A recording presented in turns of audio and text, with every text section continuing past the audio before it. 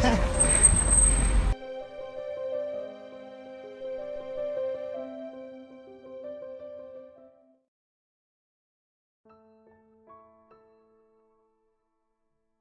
I think we'd be in a pandemic in 2020? No. Well, Brisbane Frontrunners has been running continuously since 1999 until COVID hit us and we had to stop in March of 2020 for 2 months. That's the first time we'd actually ever stopped running every week. Like everybody, it kind of threw us all for a loop. We have I think we're actually the largest club in the world. Where last year we were right around 800 members at the beginning of the year, and then what we found was we had to stop our all of our in-person events, just like everybody else. So we had to try to see how can we adapt, because for many of us in New York, this has become our family. We go to events almost every single day that the club puts on. The first thing that affected the club was the uncertainty, not knowing what to expect, not knowing the right instructions at the beginning. We completely canceled the group runs at the beginning around March, I will say. Singapore went into kind of its equivalent of a lockdown. They call it the circuit breaker in around March. So during this time, running was actually one of the few sports we could do, but we can't gather, we can't meet in person. We can only go out to either to run or to go buy groceries. So we couldn't keep in touch physically as a club, and it's really affected our members. Many of them felt isolated, especially those living alone, and some of them lost jobs. We couldn't plan the things we wanted to, like races, our retreats, overseas trips, things like that. At the beginning of the pandemic, we had to stop our group runs because there was a surge in COVID-19 cases in the Pittsburgh area.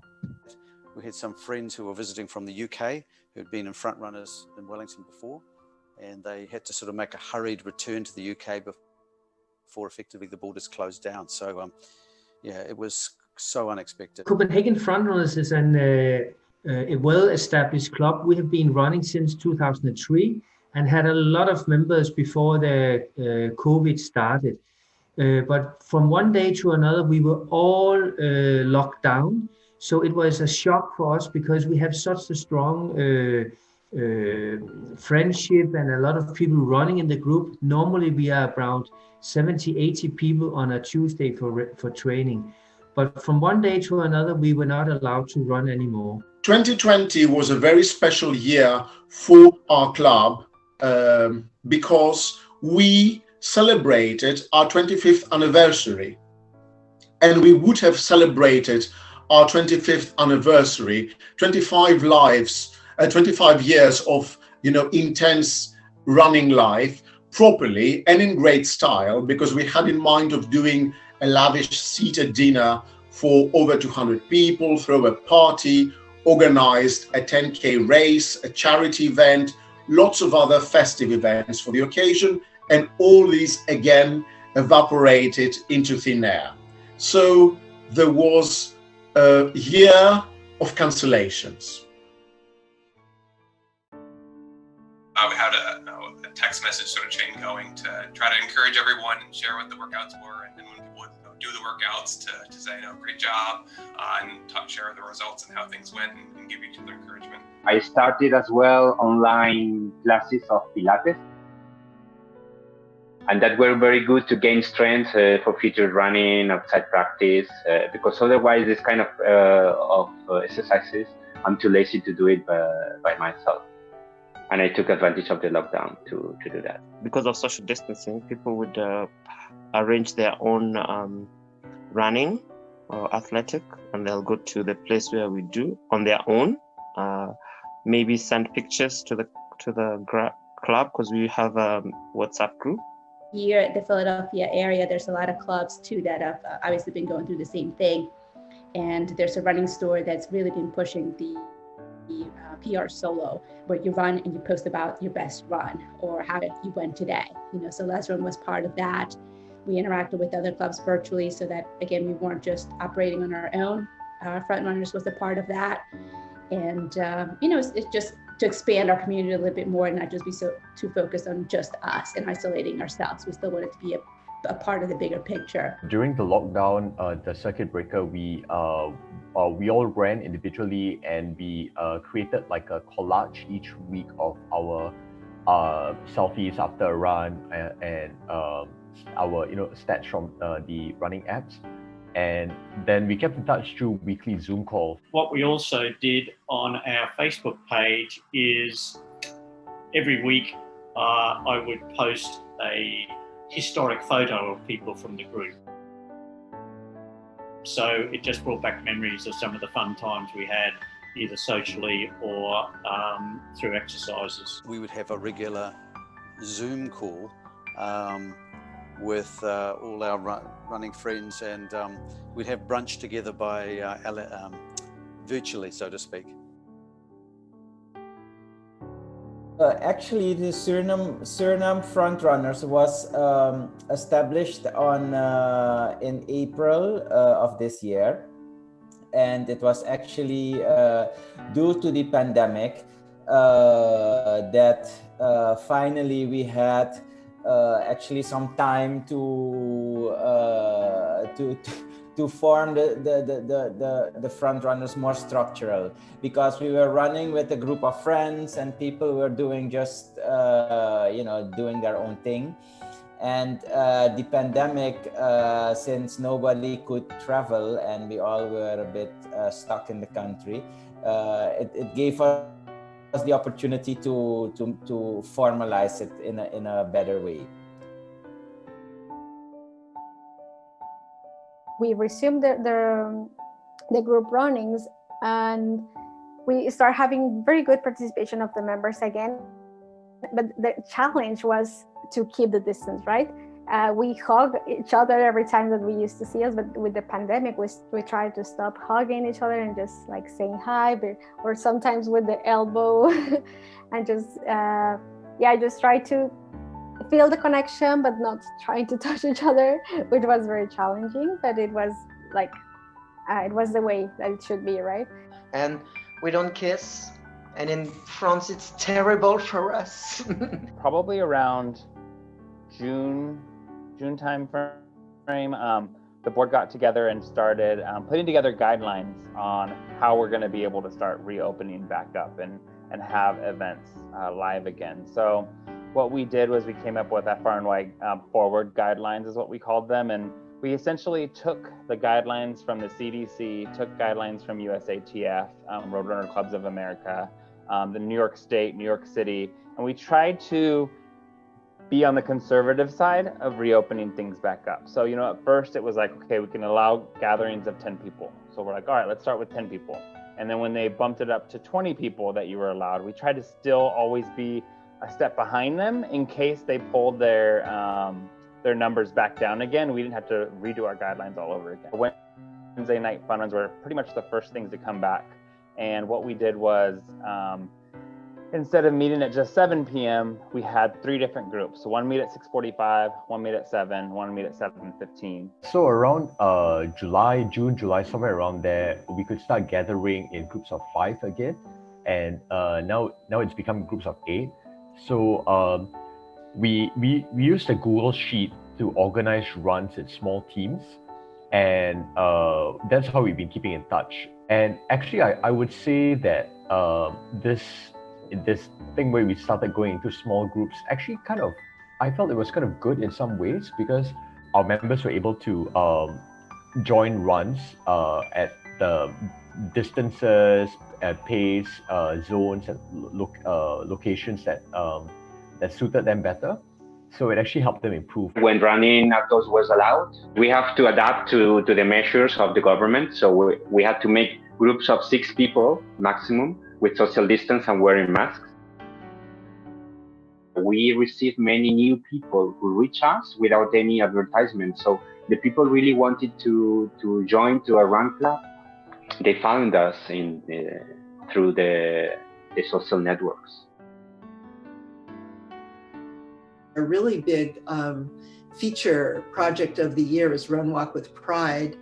And Nellie, who's our director for Run Walk with Pride, did a great job in organizing it as a virtual event this year. And we didn't know how that would go. We were like concerned with it. And we actually raised more money for our for the organization that we donate to. And we had people that virtually ran with us from all over the country and even a couple of other countries.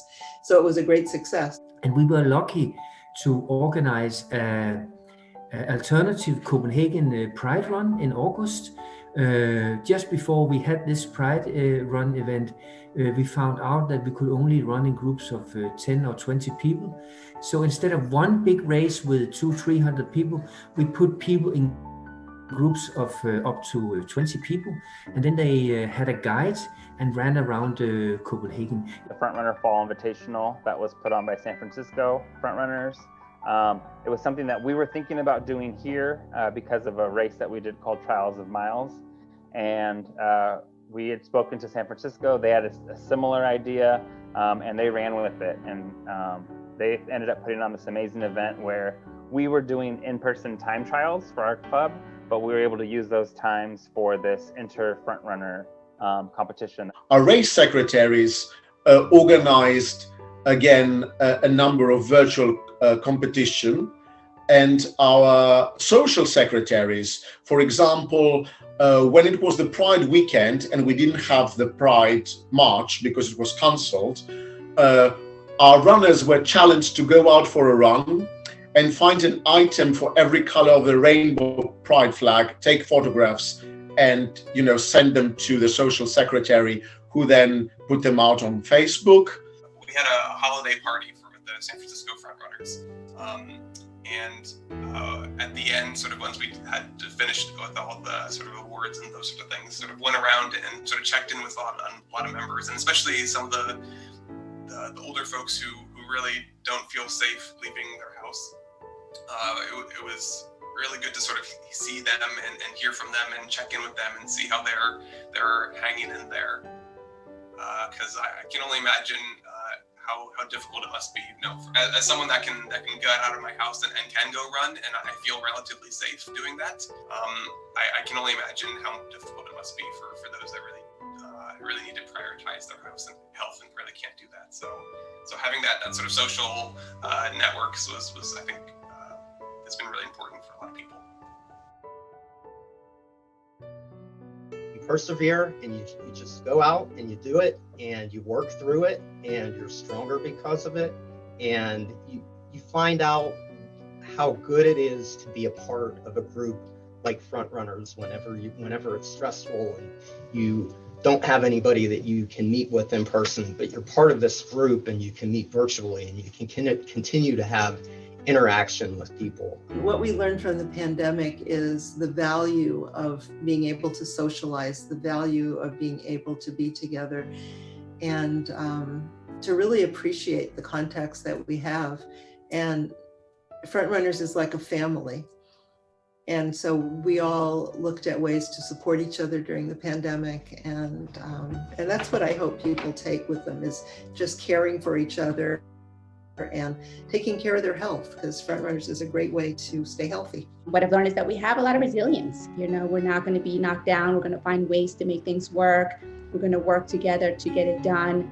We're going to have some setbacks. We're going to have them together. We're going to have some forward progress. We're going to do that. We're going to think about other things that we could be doing while we're not running that could still forward or make us move forward with our ultimate goal of making sure that running is an inclusive sport for everybody and that everybody has access to that. During this break, it really opened up our eyes to figure out how can we make running more inclusive. And what I've learned from my runners is that they're very eager to push that. They're very eager to work towards that.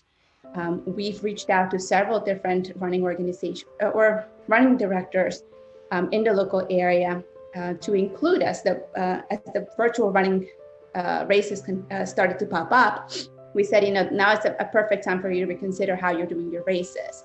And we asked of many of them that our teams wanted to participate on, we said, can you include a non-binary division in your races?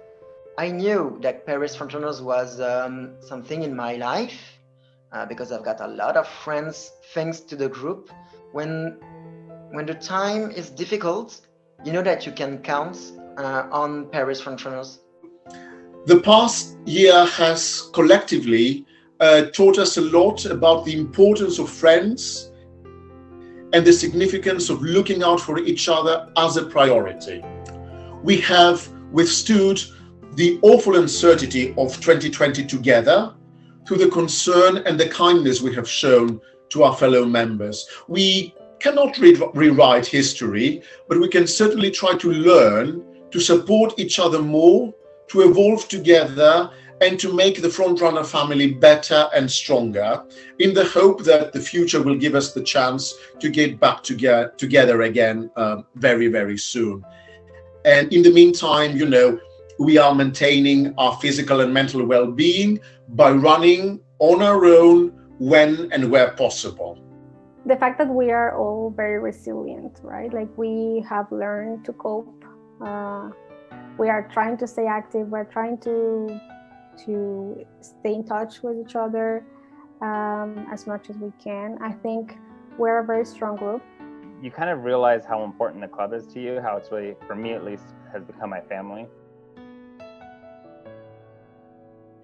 And if there is a message or a kind of reflection to share with the Frontrunners who will be seeing this part of oral history, this video in 20 years from now, something for the future generation of Frontrunners, what can I say? So 2020 has been a year like none other, and certainly we will remember it as being hugely worrying, very disruptive, and painfully uncertain in so many and different ways.